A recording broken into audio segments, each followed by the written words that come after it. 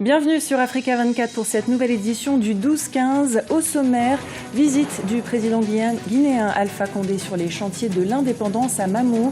Les festivités avaient été repoussées le 2 octobre en raison de l'épidémie d'Ebola. Mais le président a tenu à constater l'état d'avancement des projets. Le Nigeria sauvé de l'épidémie d'Ebola, c'est officiel depuis ce lundi. Après 45 jours sans cas confirmés, le pays a évité le scénario catastrophe. Nous verrons que cette réussite tient à plusieurs facteurs. Et puis la Mauritanie se dote d'une nouvelle faculté de médecine à Nouakchott. Dans quelques jours, l'établissement accueillera ses nouveaux étudiants. Visite guidée dans cette édition. Nous débutons cette édition en Guinée où la fête d'indépendance dans la ville de Mamou avait été reportée le 2 octobre dernier en raison de l'épidémie d'Ebola. Ce week-end, le président Alpha Condé s'est rendu sur place où il a visité les chantiers en cours. Dans cette région, la construction de plusieurs infrastructures soulage les populations, comme nous l'explique notre correspondant en Guinée, Mohamed Lamine Solano.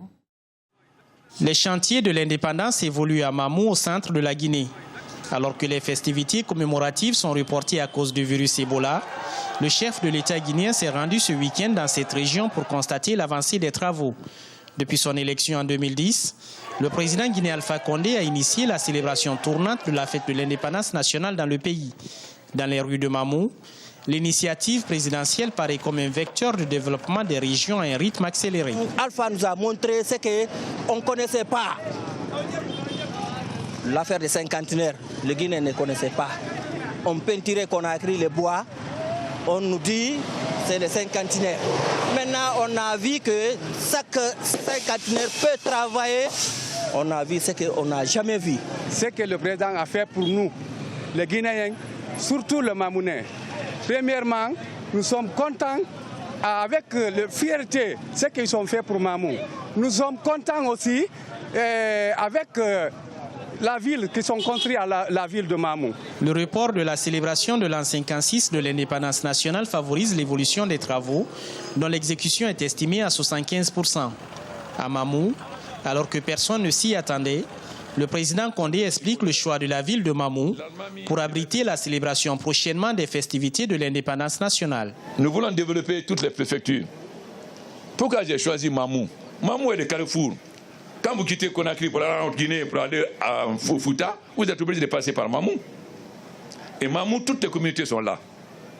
La troisième chose, Mamou n'a pas bénéficié de beaucoup d'infrastructures. Ça, c'est la vérité. Donc, il faut quand même faire en sorte que chacun bénéficie d'infrastructures.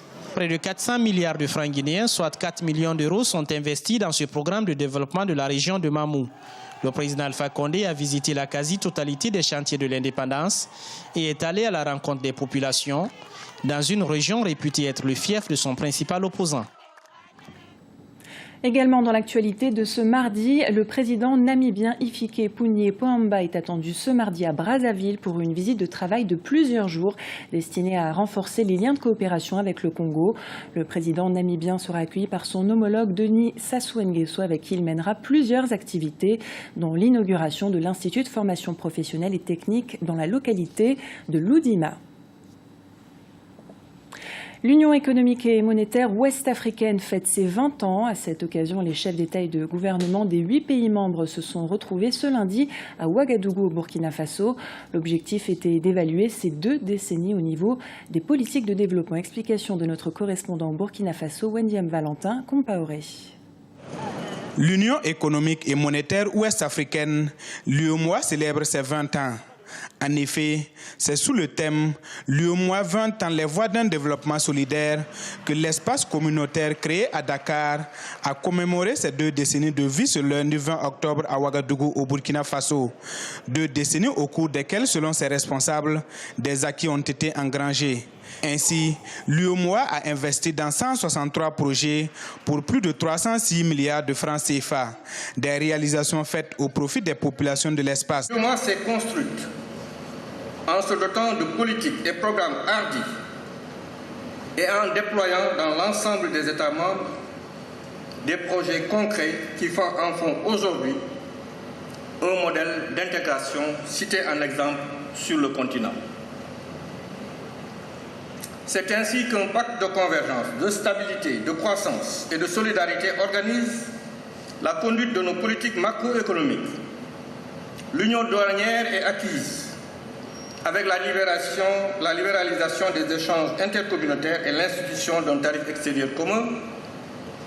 Des politiques et programmes communs ont été adoptés et sont développés dans les domaines de l'agriculture, de l'industrie, de l'énergie, des mines, de l'environnement, du tourisme, de la culture, de l'enseignement supérieur, des transports, pour ne citer que cela. Malgré les efforts consentis, des défis restent à relever. Ainsi, l'UEMOA a investi dans 163 projets pour plus de 306 milliards de francs CFA.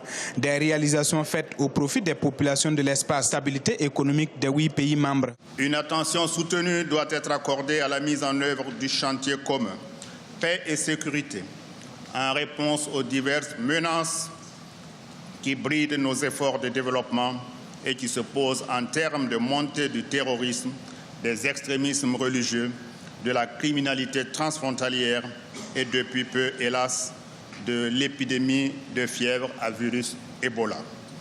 Nous devons nous investir pleinement dans ce chantier afin de créer un espace de paix et de sécurité, de stabilité institutionnelle et politique dans notre sous-région ouest-africaine et sur le continent en général. Créé le 10 janvier 1994, l'UEMOA, c'est un espace de plus de 3 millions de kilomètres carrés pour une population de près de 100 millions d'habitants. Notons cependant que la libre circulation, qui est un levier de développement, n'est pas effective dans l'espace. La bataille contre l'épidémie d'Ebola n'est peut-être pas encore perdue. Vous le savez, le Nigeria n'est plus touché par le virus. L'Organisation mondiale de la santé l'a officiellement annoncé ce lundi. Les réactions très rapides des autorités et le déploiement d'équipes chargées de surveiller toutes les personnes entrées en contact avec des malades ont été des éléments clés pour stopper la chaîne de contamination. Explication avec Afolake Oyinloy, commentaire Khadija Sfar. 42 jours sans nouvelle infection, soit 2 fois la durée maximum d'incubation du virus. Voilà une nouvelle qui soulage le Nigeria et tout son système sanitaire.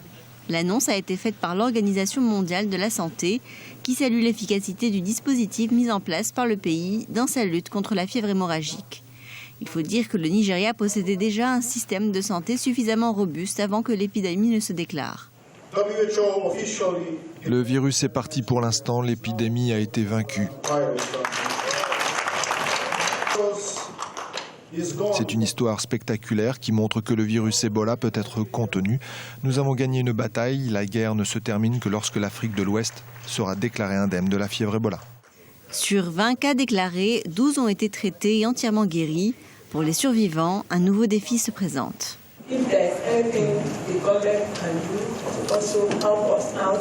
S'il y a quelque chose que le gouvernement fédéral peut faire en particulier, ce serait en termes de stigmatisation.